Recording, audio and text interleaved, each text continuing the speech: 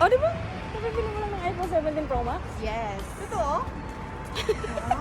Hi dear! Pagka-out namin sa trabaho ay dumiretso kami sa Rincoton Premium Outlet para samahan mag-shopping ang kaibigan namin. Hanggang kailan natin sasabihin sa sarili natin, deserve ko to, deserve ko to. Hanggat nagtatrabaho tayo. Kasi nakakapagod baga.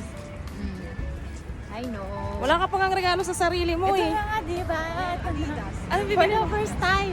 Dear, joke lang yung kanina ha, hindi talaga siya bumili ng iPhone 17 Pro Max. Pansin ko lang dito sa Japan, ang ganda-ganda ng mga decorations tuwing Burr months, pero hindi naman sila nag-celebrate masyado ng Pasko. Mabuti pa tong kaibigan ko sobrang nag-celebrate dahil nakabili na siya for the first time ng MK na wallet. Siguro para sa iba, lalo na sa mga matatagal na dito sa Japan, maliit na bagay lang to, pero para sa amin at sa kaibigan ko, ang laking bagay nito. Sinamahan na nga rin namin siyang bumili ng sapatos. Papasko niya na daw to sa sarili niya, kaya naman sinagad-sagad niya na. And knowing my friend, ngayon lang talaga siya nagpapasko ng ganito sa sarili niya. Pagkatapos naming mamili ay dumaan kami dito sa ramen house para mag-dinner. Sa mga nandito sa Osaka, try nyo din ditong pumunta sa Rincoton at kumain dito sa ramen house. Masarap dito mga pagkain. I-treat mo naman yung sarili mo at papaskuhan mo na rin. Deserve mo yan, ha? Teka, may nag-comment. Dagdagan ko daw ng mata ni sa ending ng video. Sige, dahil masunurin naman ako, pagbigyan natin. Maraming salamat sa panonood.